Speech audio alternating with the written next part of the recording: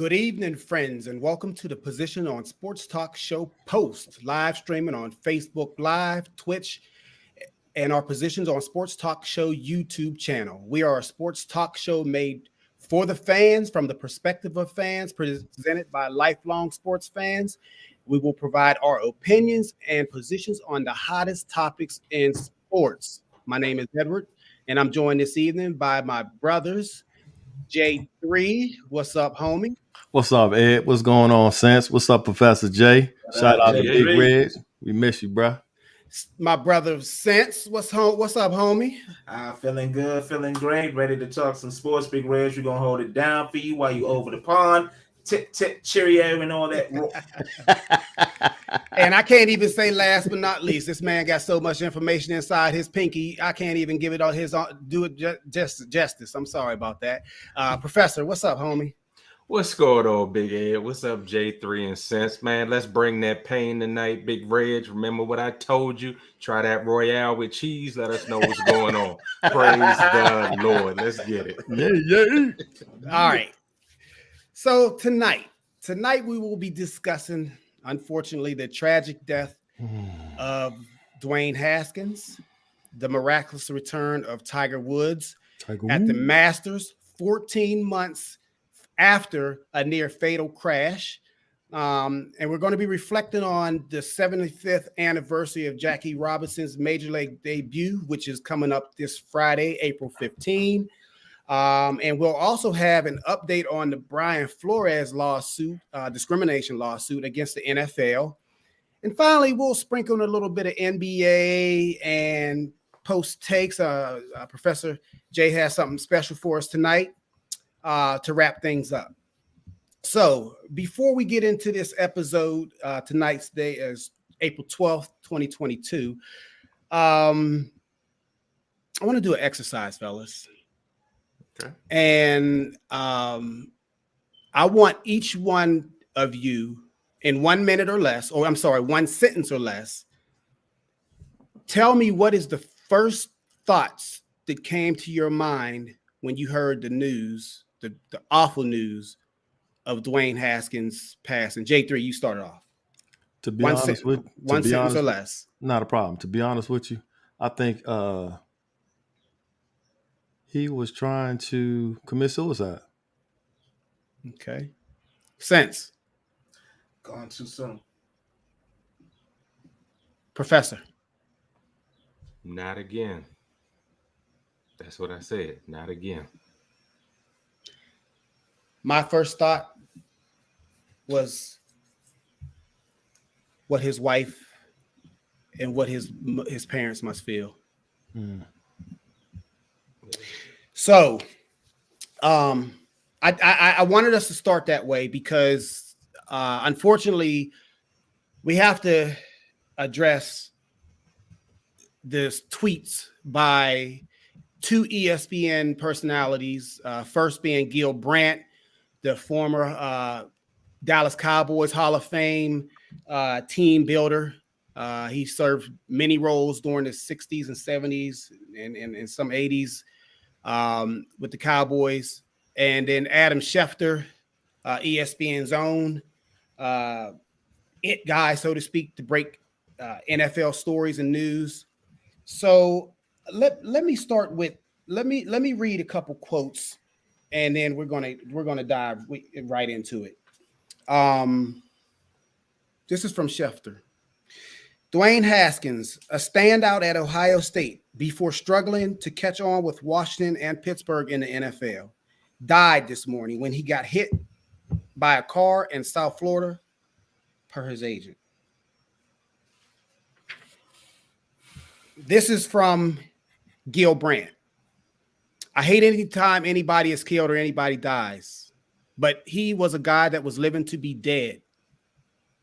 They told him, don't under any circumstances leave school early. You don't have the work habits.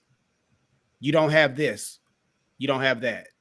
And what did he do? He left early. Continuing. It's a tragic thing anytime somebody dies, especially when you're 24 years old and you have your whole life ahead of you. But maybe if he stayed in school a year, he wouldn't do silly things jogging on a highway on a road like that leaves it open. End quote. I got to get myself together because that just upset me. Right. I'm heated. I'm hot. Let me. I'll say this. I will say this. It's a funny thing about children and older folks. They usually have no filter, and they usually come from their heart. You usually get who they are at that particular time as people. Now, kids, they have yet to develop. They have many, many years to do that. But 90-year-old men have developed.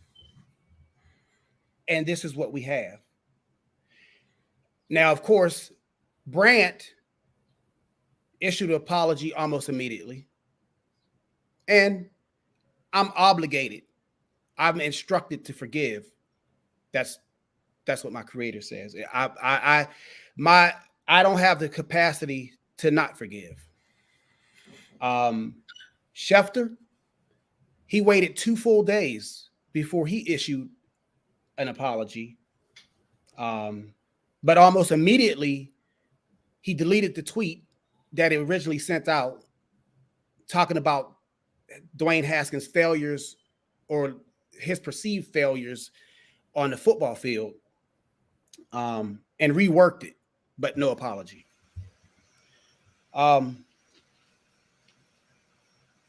Let's just get to that. Let's start with these quotes. Well, it's open. The floor is open, fellas. What do y'all think about these? So I'm sitting here listening to what you're saying, Ed, and it just makes me wonder, right? Who are these guys to judge? As you stated earlier, I mean, we all know that there are issues that happen inside the locker room and outside the locker room. But we don't know what was going through Haskins' head. We don't understand why he was out doing what he did. And it just so happened that he got hit. We don't know the gist of it. So why would they try to belittle him, knowing that this was a person who still made his mark in the sport of football? Whether he was successful or not, he still made it to the league where a lot of players didn't, So let's not try to belittle him or downgrade him because of the instances that happened while he was on the field. Let's bring him up and show to the youth that are still here today that hard work does pay off and you can get in the league. So Hey, Sense, before you get into it, let me interject something because I didn't set the table properly. So I couldn't wait to get on here tonight because, and I'm speaking to the audience, and because I'm speaking to you guys as my friends, but I'm speaking to the audience in general because I want them to know who is speaking right now. Amongst us are team builders. There's fathers, there's sons, there's uncles, there's mentors, there's community activists, authors, pastors amongst us. So I just want to preference that we all share something beyond those titles, and that's we're Black. And I don't think that enough can be said. We're not going to tiptoe around that issue. And I just wanted to put that out there on the table before we moved on. I'm sorry, Sense. Go ahead, brother. No, you're fine. What this reminded me of when I first saw this was just the irresponsible, whatever you want to call it, takes or opinions that were given by another sports reporter about someone who would have been in his late 30s on April 1st, and that's Sean Taylor. And, how he tragically died. But all they wanted to bring about was his downfall. So how he had a troubled past or, this or that. And it just like, it incensed me so to where it also saddened me because it's like journalism as we once knew it is slowly dying. because now it's all about people who want to give their opinions and people who want to, denigrate and just pretty much belittle, athletes, people who, especially black athletes, who have families, who have mothers, who have, children. They don't care about that anymore. And then for you, what did Dwayne Haskins' downfalls have to do with him as the person? Preach, brother. What did that have to do with him as the person? As you can see, he was getting a second chance at becoming the person he dreamed to be. And seeing him, what made me really just be broken down to the point of tears was seeing him as a kid, seeing that joy in his face when he was touring Ohio State. And his father asking him, how do you like it? And he said, I think I want to go to college here. That's that same Dwayne Haskins. Just because he made mistakes like we all do, does not discount him as a person, and as a person whose life was tragically cut short. Not getting into trouble, not having this mental whatever people want to narrative these journalists want to write. He probably was jogging, trying to get better, trying to prepare for the season coming to get his chance at being a starting quarterback. But now, unfortunately, he'll never realize that chance, and it's sad. So, this was yet another example of our lives not mattering, which is the reason why we have to have a movement, Black Lives Matter. So for every person out there that doesn't understand why the movement is necessary, you're just ignorant. And let's just agree on that and move on. My next point is that you show us our lives don't matter each and every day by how you cover us. I mean, mistakes. What did he make a mistake on other than his immaturity that many players have when they come into the league? This is not a Darius Geis or a Joe Mixon coming out of college. They didn't batter women. They didn't have rape allegations. None of that stuff was assigned to this young man. He's one of our own from the DMV. So yeah, we're going to take it to the next level when you cast aspersions upon his name. I mean, here's a young man, quite frankly, Pittsburgh wasn't his second chance. It was his first chance, because Washington, the dysfunctional organization that it is, didn't not cater, but didn't take this young man under their wing as a rookie like a classy organization should have. They didn't want like the Pittsburgh Steelers, right? But even still, he was still the draft pick, some might say, by the owner, but he was still here. And an organization should have things in place that properly ushers in young men to the next level. This is the pro level. So every one of the 32 teams should respectfully, usher in these young men into the team and help them to mature and make proper decisions. But again, we're talking about Washington, and we're talking about the coverage of every outlet around that constantly disrespects us and wonder why we react the way that we do when they come with this news. I mean, Adam Schefter, shame on you. How dare you talk about him latching on, catching on, struggles in a tweet when the man just died? Crazy. And how dare this dude from Dallas, already got something other to say to him. but as a man, how do you get on live radio when you hear the news of a passing of any player? I don't care what color they are, where they come from, any player that died tragically this way. And those are the things that come out of your mouth, because it's disrespectful, it's distasteful, and you don't care. You can keep your apologies. I don't expect Adam Schefter, even if he did, to give one for it to be genuine, so he can keep it. Genuine. I don't care nothing about your breaking news. I don't care anything about your career. And I love the fact that people like RC and Louis Riddick, they said the things that they needed to about their colleague at ESPN and how distasteful it was of what he said and what he did. And I believe that L. Duncan and others said things as well about the distastefulness of what he did. But it all boils down to the fact that they still view us as just slaves on a field. Hired talent to bring them in the billions of dollars that they make each and every year.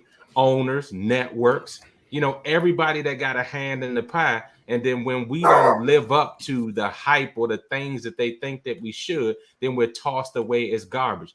And I'm gonna end with this because I want everybody else to talk. But what would you have said about him if this was up in Cleveland, Deshaun Watson? See, Deshaun got the talent, but I can tell you this, y'all, he wouldn't have been covered any differently if he was killed on the highway in Cleveland. They would have said the same crap about him because he can't make you any money anymore. You know, I'm so sick and tired of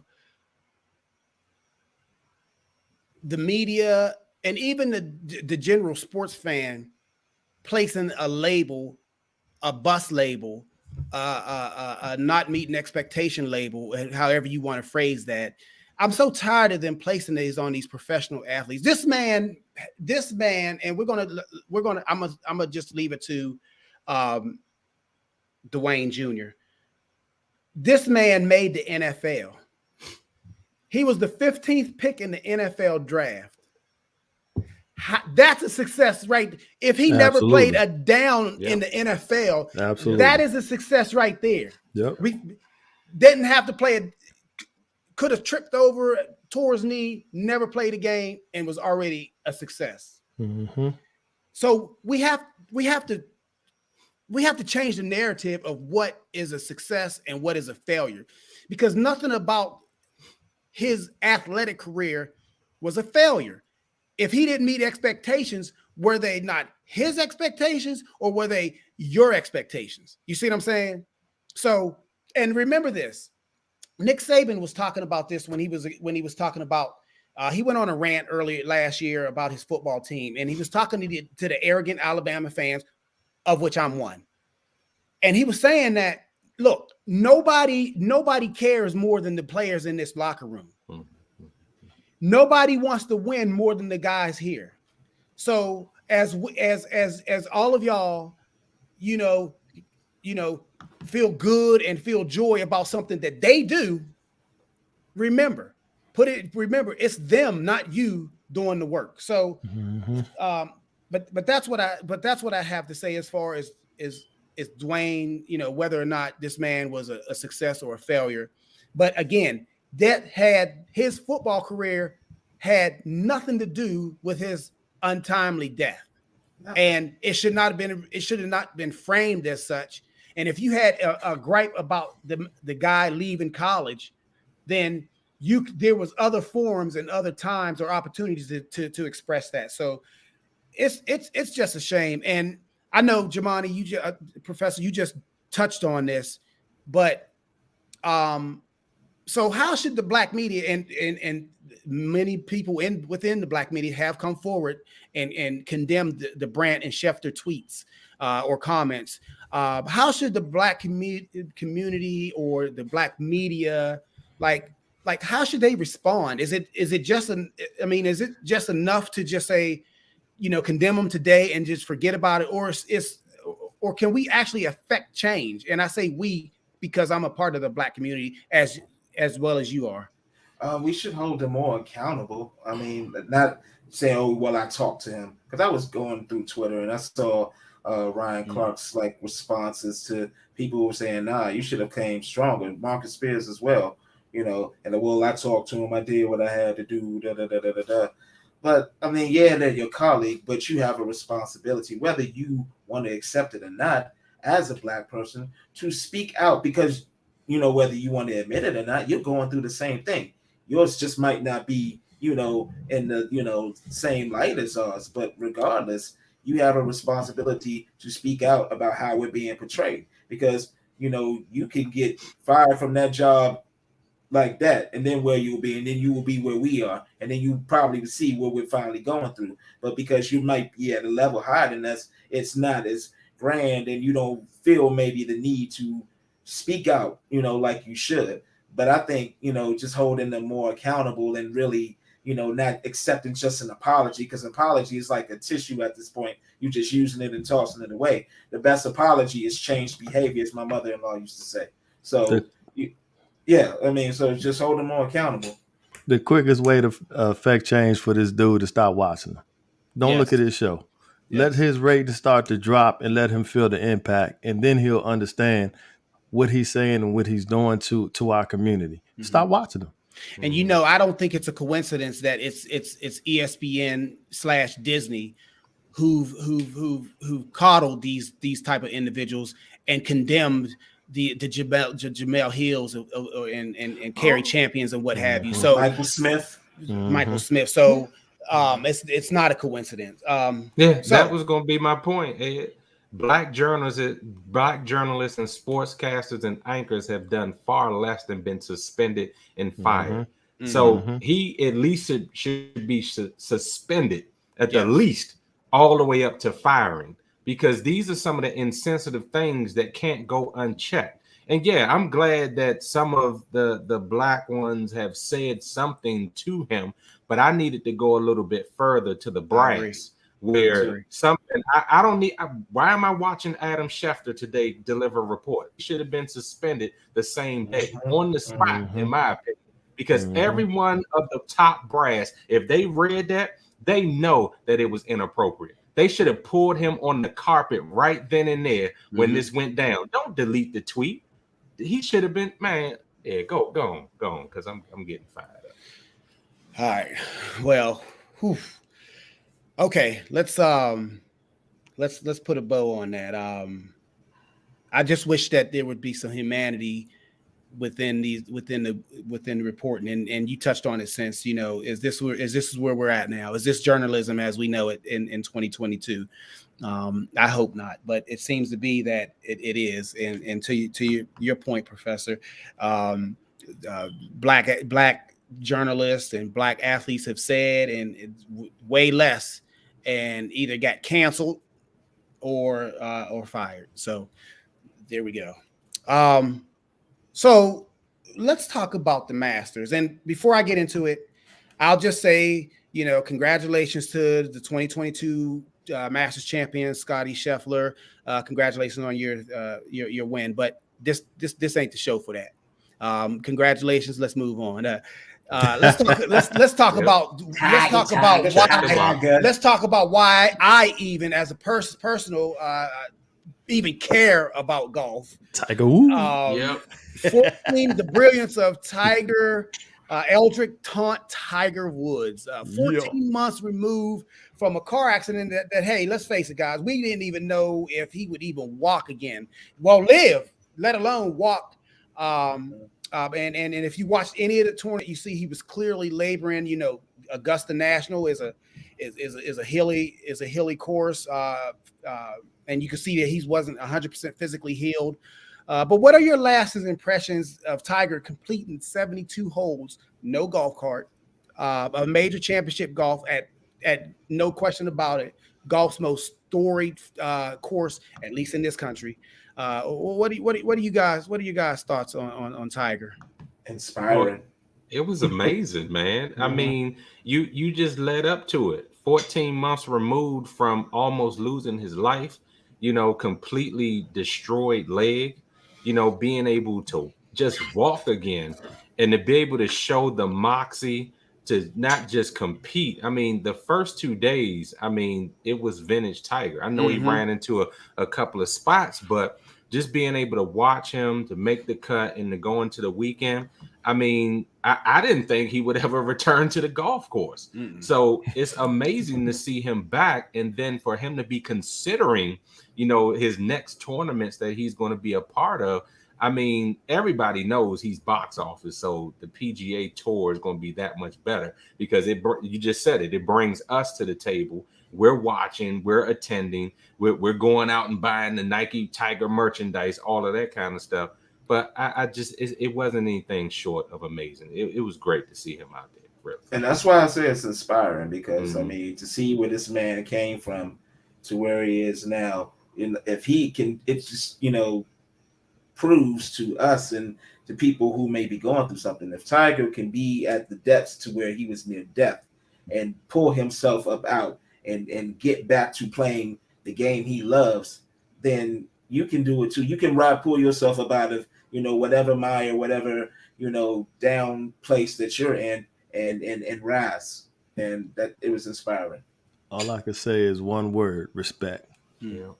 Pure respect. To see all the crowds, I mean, regardless of where he was at on that course, they were just cheering him on. And I mean, to me, like you said, since it was inspiring just to see because of what he's gone through, and for him to be out there, it was respect. I don't look. I had my phone watching this tournament on ESPN Plus. I know I just did a plug for ESPN, but I had to. I mean, that's how I watched it. So I just had to. But when I was watching this man labor around, literally, he can't use a cart in the professional ranks. He's using his clubs as a pseudo cane, walking, limping. It was heartbreaking at one time, but then it was inspiring at the other. And I just had flashbacks of why are you here, Edward? What are you doing? And I thought about greatness and what separates great athletes, with meaning the people that Jordan, Ali, etc. Correct. What separates it? Because an athlete that makes the NBA, that makes the NFL, that makes the NHL, that makes Major League Baseball, they're the cream of the crop. But they're all talented. But what separates the great ones from the good ones? Mm-hmm. It's not longevity. It's not longevity. It's just something inside them. It's something inside them. And Tiger was not physically 100%, but mentally, he had the edge. He still has that edge, and that's what makes him great. Look, think about it. This is Tiger Woods single-handedly turned a historically racist sport. The patrons that support it and the patrons that view it, the patrons that buy their equipment and actually play the game, he turned a whole group of people colorblind, so to speak. Amen. J3, you Yes, sir. touched on it. On it. You said the crowds, no matter what, they knew Tiger by the third round. We all knew the end of the third round. We all knew that Tiger was probably not going to win that tournament, but he made the cut. And going into the weekend, before he teed up for at the first hole on Saturday morning, he had a chance. Mm-hmm. But then he didn't. Like you said, Professor, he ran into some things, and that's golf. But and that speaks to his greatness, right? But to that be able to speaks- even finish, the way he did. But the crowds have not lessened. If you close your eyes, you didn't know he wasn't winning the tournament. Nope. You didn't Not at know all. when he walked up on the 18th green at the 72nd hole that he wasn't winning that tournament. But I just think that Tiger's, he rose up, he dominated, he fell, then he rose back again to greatness with the I believe that was 2019 Masters Championship, or was it 20? I got my dates wrong. I'm sorry, but anyway. And now he's just on cruise control. He had another setback with the injury, with the car wreck. I'm at a loss for words for Tiger. I just on that golf course, so much respect for him. So, anybody else got anything else on Tiger? Yeah, to your point, and as far as like what's in here, like you get that je ne sais quoi, so to speak. Like Muhammad Ali said it one time, you have skill, but sometimes you gotta have the will, and the will is more important than the skill. So Tiger had that will, to say, hey, I'm gonna make a comeback, and comeback he did. So once again, I'm in awe and salute. Welcome, Jay Wells. Good to see you, brother. Jay Wells. What's going Name on? said. What's up, homie? Yes, sir. Good to see everyone. Are we seeing a Good to ghost? see you. Hey, Jay Wills, we get ready to move on to the great Jackie Robinson. We're getting ready to celebrate 75 years since he made his major league debut back in 1947, April 15th. Do you have any thoughts on Haskins, the young man that lost his life tragically Saturday? Oh man, truly a sad situation, as I'm sure all of you all had expressed. I don't know all the particular details, exactly what happened. From what I understand, did he get out of the car? I don't know. I don't know the particulars, but prayers and well wishes to his family. I know that is a shock to lose someone so young, and I believe he was down there for training. I don't think there was any foul play. He was trying to improve his game, trying to take his role in the NFL serious. He had been through a little bit of scrutiny and whatnot, so to be down there giving your free time, which you don't have to do, trying to better yourself and lose your life in such a tragic fashion, was very tough to see. And my prayers go out to the Haskins family. Very well. Very good. So, Jackie Robinson, April 15th, 1947, he broke the color barrier. When I was reflecting on how we can celebrate or honor Mr. Robinson, it's really impossible. I just think about 1947. That's the birth year of my dad, and that was 17 years before the Civil Rights Act. 17 years, and he was integrating a lily white pastime sport. Back then, baseball was akin to what football is today, plus. So I just wanted to throw something out there to you guys and to think about this.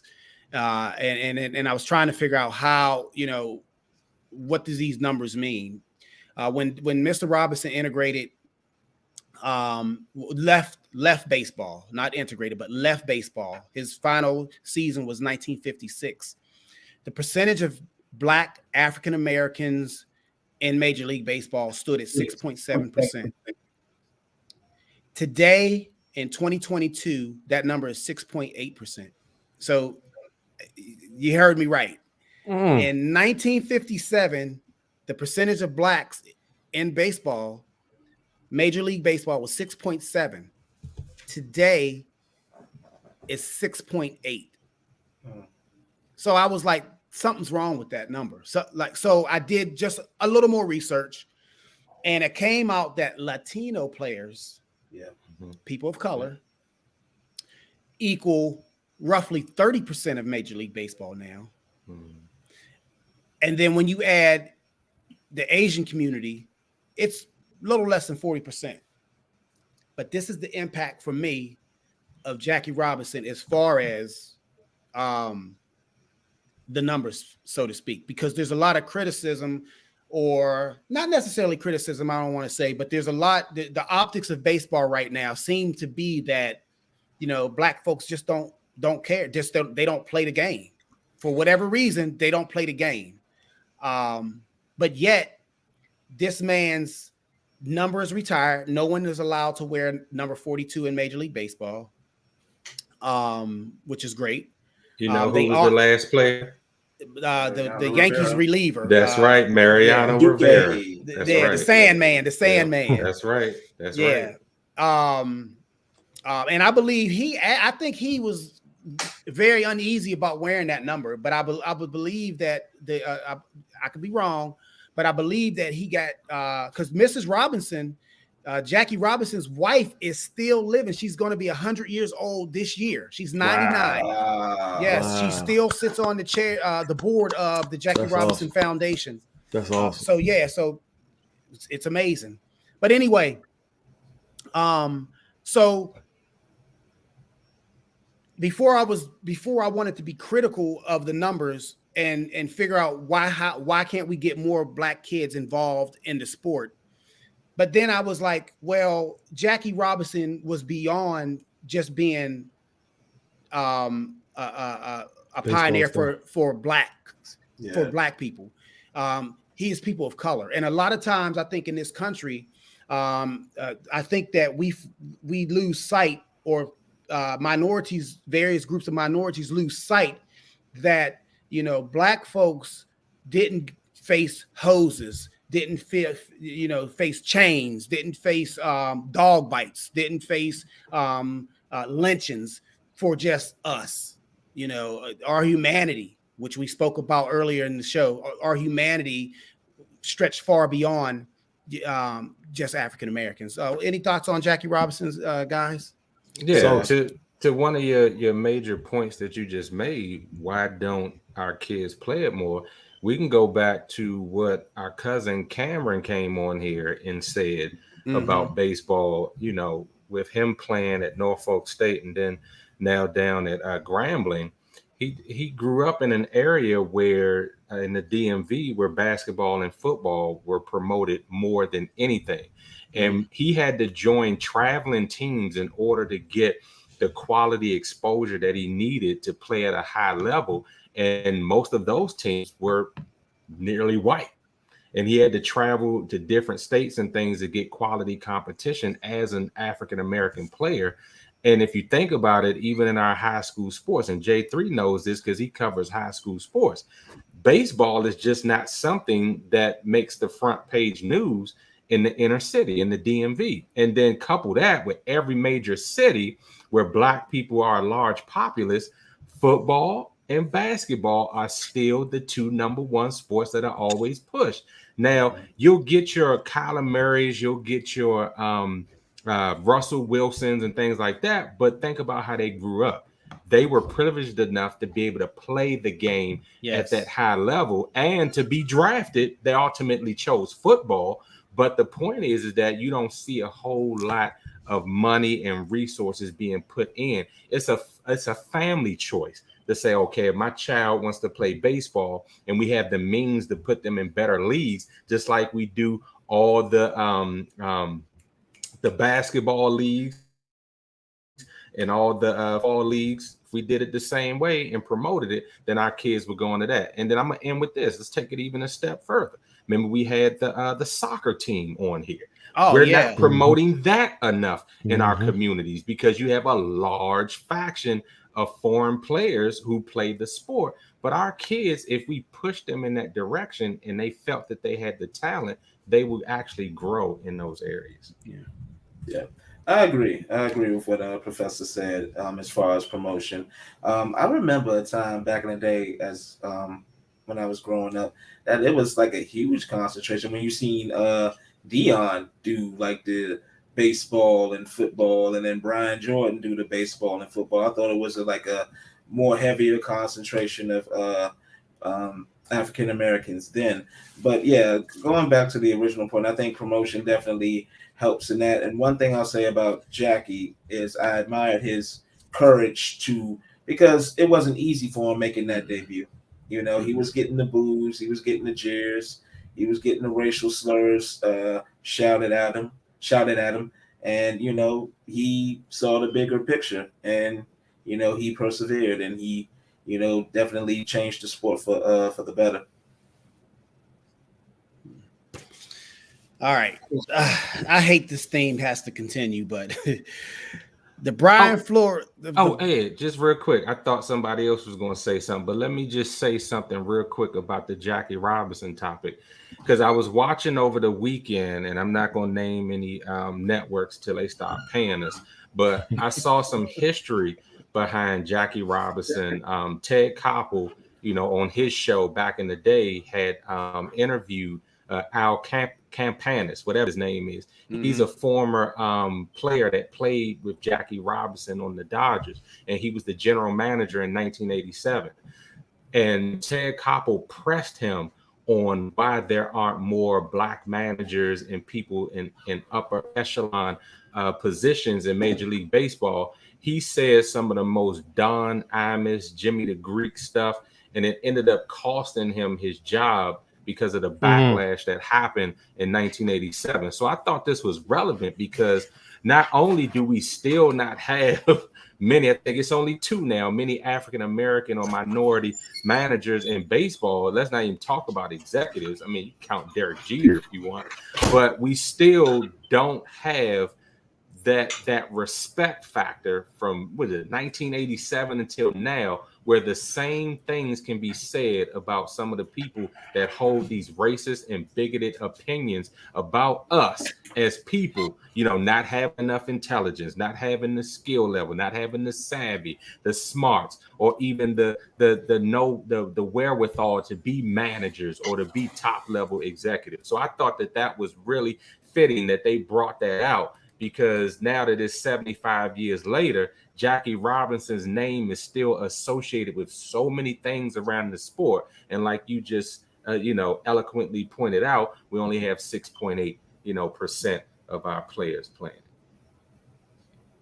So I just wanted to I throw also that. think the impact, as you all were stating earlier, is kind of regional as well. I notice when I go to visit family up north, a lot of the black members within my family, they play baseball. I go to certain states down south, and they're very much into baseball. My grandfather actually played semi-pro when he was growing up. He was a shortstop. He was actually pretty nice in baseball.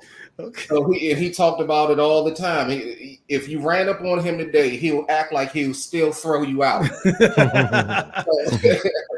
To me, my experience with it was kind of regional as well. When I got up here, we living in the DMV area, it's semi-popular. You got to kind of go to certain different areas within Maryland, Moke County, Anne Arundel County, and whatnot. Definitely, it's not prevalent that much in PG per se as like parks and whatnot. You're not going to find them there.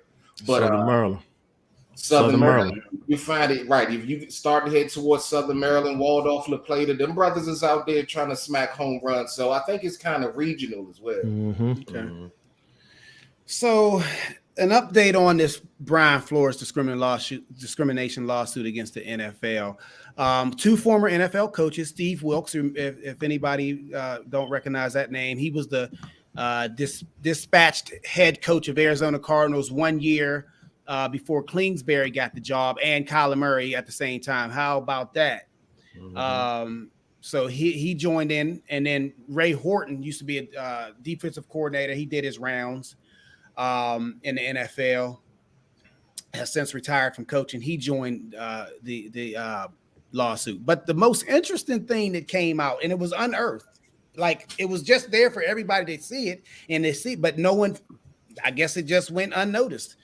But former Titans head coach Mike Mularkey admitted in a 2020 podcast that they asked him what was his biggest regret as far as his NFL career.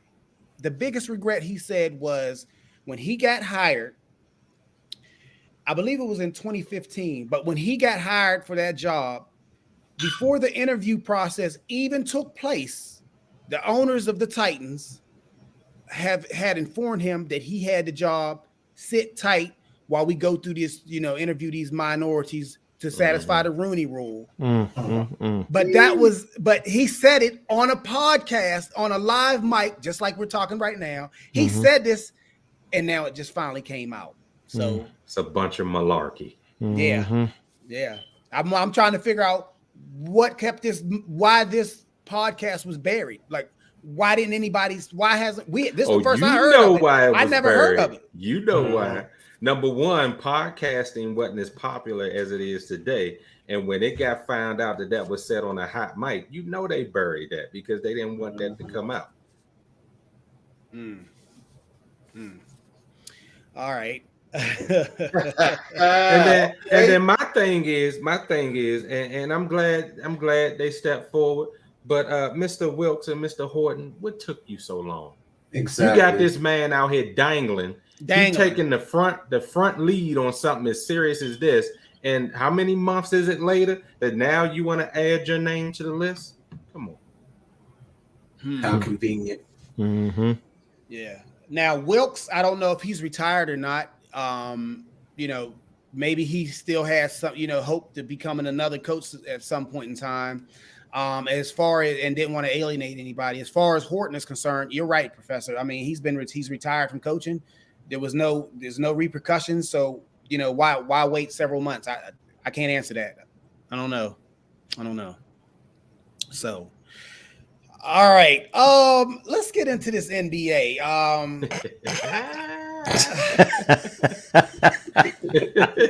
The elephant is in the room. We have to address it. So we're going to real briefly say the Lakers have fired their head coach. Rob Pelinka came out and said, and I quote, "It's time for a new voice." And I was just wondering, if the coach Frank Vogel was the scapegoat. And one more thing, since I just want to say this. The reason we talk about this as far as the Lakers are concerned, because they're a foundation franchise. So they move the needle, so to speak. So we don't care about the Utah Jazz, no matter how good they'll be. Who cares? They don't have it. I mean, you see what I'm saying? So it makes no difference. So Rob Pelinka finally put everybody out of their misery and fired Frank Vogel. Anybody got any thoughts on that? Is he the scapegoat? Was he the scapegoat? Is it his fault that the Lakers fell short this year of the playoffs? Yes and no. So, should he have been fired? Probably not, because of the roster that was constructed. I mean, what are you going to do with that? But it was your job to make it work. It was your job to have more consistent rotations. It was your job to be more of an authoritative voice to the players. Your players shouldn't be like giving you the wave, like, man, whatever, and then on their phones and saying, I'm going to do this. And Russ shouldn't be telling you I'm going to run point when you already had a plan in place, and Russ basically punking you saying, no, I'm running point. And it shouldn't have been that. So it was definitely needed. I think you need someone who's definitely going to challenge these players with egos, a la Ty Lue or Phil Jackson. Hopefully Mark Jackson. But to answer your question, I while he shouldn't have been, I think it was because he was the easiest cut to make. I was hoping Rob Pelinka was going to be next. Well, but he can't fire himself. He should have. He should have. But you know what? I do think, because while everyone sees this nice and smiling Jeannie Buss, she's not pushover. So she probably had a conversation with Rob in private saying, you got one more year and, or your bus going to be out on the street. What's the value of bringing him back another year?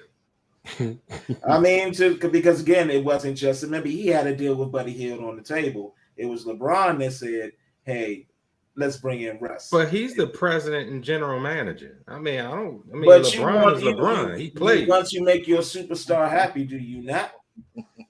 And where that get you? But your job is to win championships. No, exactly. Right? And we saw where that got him, did we not? Mm-hmm. We saw where that got him. So he's Kevin Durant is a superstar. Kyrie Irving is a superstar. Steph Curry is a superstar. LeBron is a planet. You do not bring in LeBron simply as a player. He's not a regular player. Thank you. Your organization doesn't pick up a player when they pick up a LeBron. Your organization actually has to match up and link up with LeBron's brand. Mm-hmm. He moves the league forward. He has done it his whole entire career. Mm-hmm. When he comes to your team, he's making management decisions. Mm-hmm. He's making player personnel decisions. They are going to run absolutely everything by LeBron first, because you just don't simply pick up this player. Also, and LeBron needs to own that. Also, LeBron has been touted. Yes. He has been touted as a savant. You could actually go on YouTube and find compilation on top of compilations of not him playing basketball, but just other players and coaches complimenting how well the man knows the game of basketball. So this individual who overstands basketball, not understands, overstands basketball, brings in and suggests, yes, let's not pick up a DeMar DeRozan, a diehard member of the LA area. On a silver platter to you. Who would work his butt off to get you that championship that will complement every type of flow you're trying to play. Nah, you don't want that guy. You don't want to keep Alonzo Ball, who's growing and show that he can play good wing defense, move the ball up and down the court, has just as good as court vision, if not better than yours, if he comes up under your tutelage. Who knows what Lonzo would be? You got rid of Kyle Kuzma, right? And you bring in Russell Westbrook. Now, let me go back to him being a savant. This means he understands how to play the game. I know how the defense works. I know how a good offense works, right? So you bring in a ball-heavy non-shooter, and you're trying to continue to run the team as the lead point guard and main ball handler. LeBron, you cannot tell me face to face, if he was to look me in my eyes, that you know darn well you can't run Russell Westbrook off screens. That never made sense. The minute those two were slated to be on the same team, everybody was saying, how's it going to work? How's it going to work? But So Jay Wills, Jay Wills, AD and LeBron wanted Russ. They signed They off wanted on Russ. Stupid. And he got to own it. He got Yeah, that planet got hit with an Armageddon-sized meteor, didn't it? Because they did. Yes. So Jay Wills, I agree with you as far as you need to consult LeBron. But LeBron is 37 to be 38 next year during the season. I can't put my franchise and every personnel decision in your hands and your hands alone. I got to do my job. I got to do my job for the betterment of the team. Yeah, I know you got about 3 or 4 years left, you know, in a supporting role, not a starring role, but a supporting role. But right now, I got to do what's best for the LA. I want you on my team. I need you on my team. But at the same time, I got to do my job. And Russell Westbrook is not going to be part of this team. And Stretcher AD, that's a shout out to Bubba Dub. Stretcher AD is not going to be on my team either. I'm not going to sell my entire team for a person that's never played, never completed 82 games in a season, and that is AD. So yeah, that's real quick. Let me just say one last thing. Just playing devil's advocate. It would have been a catch-22 situation for Rob Pelinka, because then the rumors would have been spreading. Oh, LeBron saying he wants out. Oh, he's dropping these little hint tweets that I love. They still saying it. Yeah, it was damned if he do, damned if he didn't. Right. Yeah, they still saying that. That came out today. I now question if LeBron really wanted to win. I do. Now, I don't blame him for AD. But once AD showed that his ankles was made of pure glass and plastic for the 145th time in his career, and you don't change the style of offense you playing with Russell Westbrook. The man was averaging a triple-double. Now, I'm not saying allow him to just do what he does. That's not necessarily championship basketball. But there was a moment when he was with the Miami Heat, because that was his college. He went to Miami. That was his college years. Mm-hmm. But there was a moment where Dwayne Wade, who I now call his OG, LeBron's OG, I don't care how he feels about it. Dwayne Wade basically realized, in order for us to be the most successful team that we could be, I have to turn it over to you. I have to hand the keys to you. Now, I'm not saying LeBron handed the keys to Russell Westbrook, but you need to become the guy that you was trying to make Russell become. You're a better shooter. Yeah. I can't excuse the man for that. I can't at the same time call you a savant. Know that you're a very extremely knowledgeable individual about the game of basketball, and then you lose it. You basically blow your chances at reaching the playoffs over schematics. Bringing all your friends in. Melo shouldn't have been on that squad either. Melo should have been. I understand the Lakers riding with LeBron because, for what it's worth, he has made he went to 9 straight. 10. It's not walking around every day. So we will at least listen to the man who has won a championship with every franchise he's played with. He's unique, so we'll give it a try. But the front office needs to know right now that as great as he is, and they should have learned it from MJ as well, and Phil Jackson when he became the general manager over there with the Knicks. Just because they're smart and they're great doesn't mean they're always going to make the best decision. It's time for LeBron to to take a step back because I don't want to. It makes it seem like Russ was just pure trash. No, he was playing out of position the whole way. The whole way. But that's my point. I don't want to scream and go off, but it's time. And I got nothing but love for Bron. That's my guy. I got love for him. But he got to own it. You blew this season, player. We'll be all right next year. All right. Well, anyway, tune in tonight. We got the play-in game start. Nets, Cavs, Clips, T-Wolves. Tomorrow we got the Hornets, Hawks, and Spurs and Pelicans. So tune in for that. Okay, Professor, you got anything for us tonight, homie? Yeah, I sure do. Just real quick for everybody, they're approaching halftime and Brooklyn is up by like 13 points. Just that y'all know. Fuck. All right. Yeah. So yeah, we'll have plenty of NBA talk for y'all next week because we got a lot more to say. But let us get ready for the post takes for tonight. So I'm not sure if everybody is aware because they got to do a better job at letting folks know, the masses, that the WNBA draft was last night. And fellas, let me tell you, it was quite entertaining. So here are your post takes for tonight.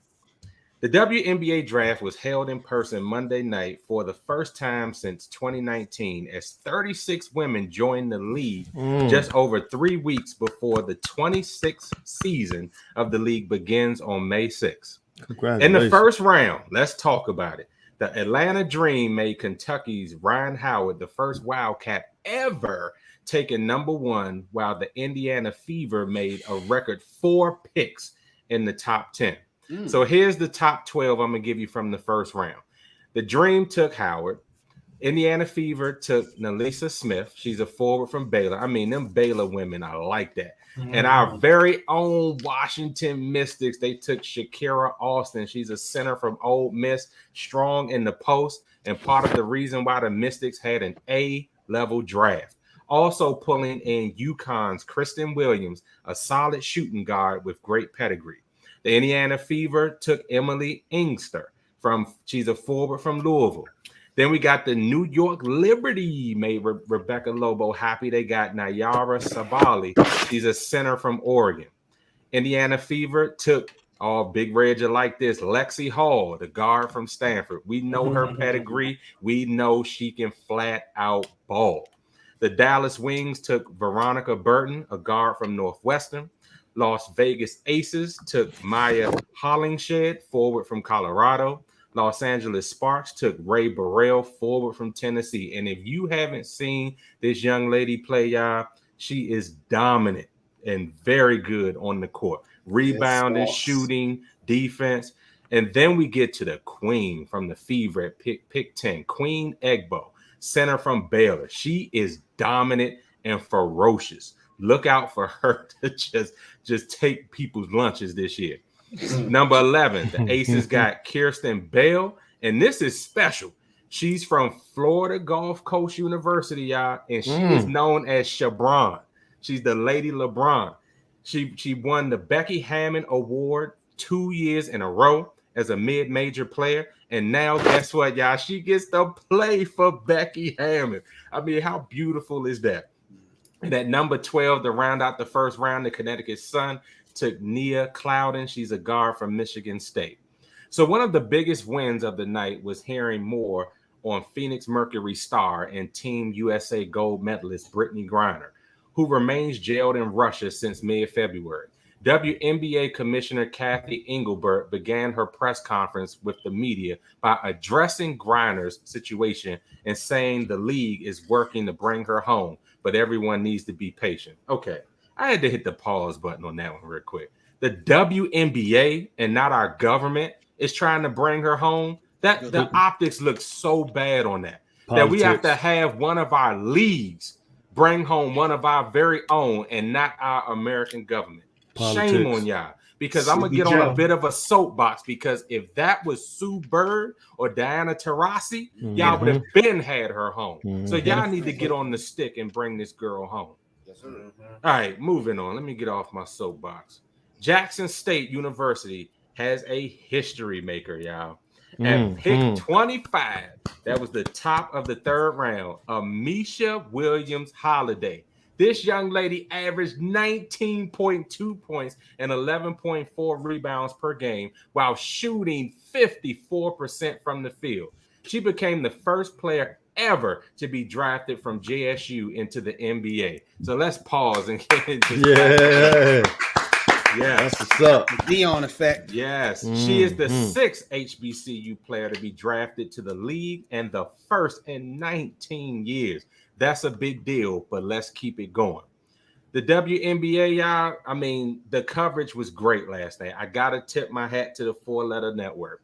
The ladies were truly fashionable, and it was a classy night.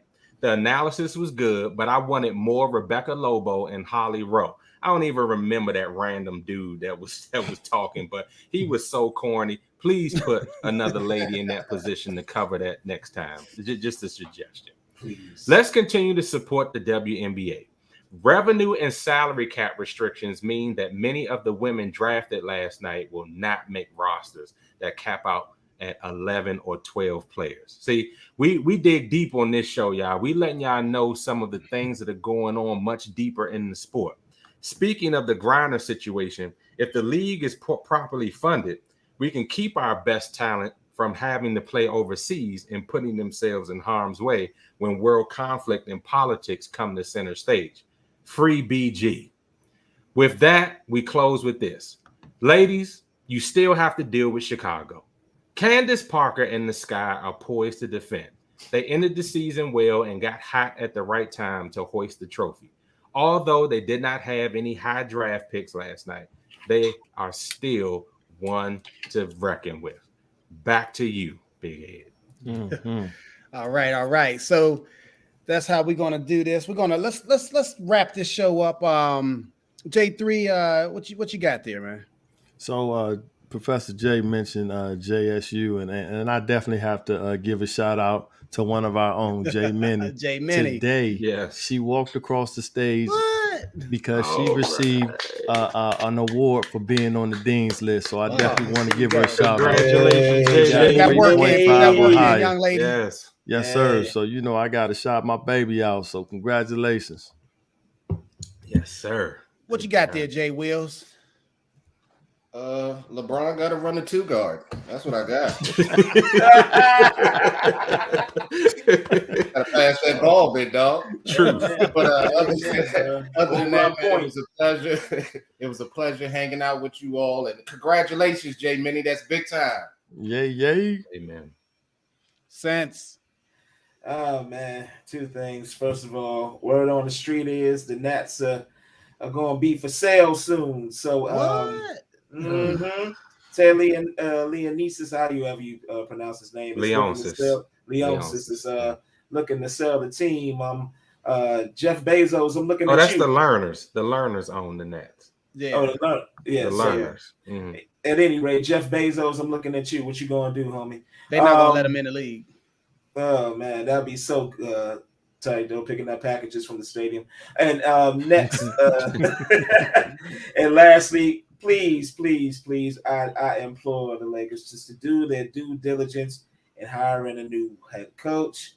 Like, really, don't listen to any of the Ramesses. If Mark Jackson is even showing an inkling of interest, please do your best to bring him in and not mess it up. Professor. Yes, Sense, I'm sad to tell you this, but the rumor mill is going that Daniel Snyder may jump in to buy the Nationals. Oh, Yeah. You gotta be kidding me. Lord. No, I'm dead Goodness. serious. Oh I'm man, I dead better go serious. see some games now. Right. Yeah, I'm dead serious. But yeah, just to flip the page on that, hearts and prayers go out to everybody in Brooklyn that were touched by yet again senseless violence going on in our country. You know, people just going wild, man, and we got to stay protected. We got to stay vigilant, and you got to keep your eyes open, y'all. A lot of families lost some loved ones today, and a lot of people are affected yet again. So we just got to continue to band together, keep the enemy at bay. And lastly, prayers and best wishes go out to the Haskins family. Mm-hmm. And I just want to end this by saying, I just want everybody to, stay diligent as far as your health is concerned and your family's health is concerned, your friends' health is concerned. And also I just want to thank you guys and everybody out there for tuning in, because we don't. This is a sports show, but sometimes life interjects in and it pushes us towards that. So I just want everybody to recognize that we have an obligation to get the information out there and our opinions. And when we feel that our community is being unfairly targeted or abused, we will let everybody know about that. So I want to thank everybody for tuning in this evening. We truly appreciate your time, comments, and energy as we share our positions on sports with you. We welcome all feedback and look forward to hanging out with you all next Tuesday at 7 sharp. And just a reminder that you can always download this and any of our previous shows via Facebook, YouTube, or listen to our shows on your preferred podcasting platform. I just showed one of my friends today. Podcast popped up. Bam, she was on. We also would love to for a like, follow, or subscribe to any and all your favorite social media sources. We love shout outs to friends and family. Our Instagram and our Facebook are at Positions on Sports. And if you are up to them Twitter streets, it's dirty. I don't recommend them, but if you must get on them Twitter streets, I know since you like them Twitter streets, we are at Positions on SPO1. So please have a great evening and a safe week. And I know that's difficult these days, but this has been the Positions on Sports Talk Show post. Have a good evening. Happy Holy Week. God bless.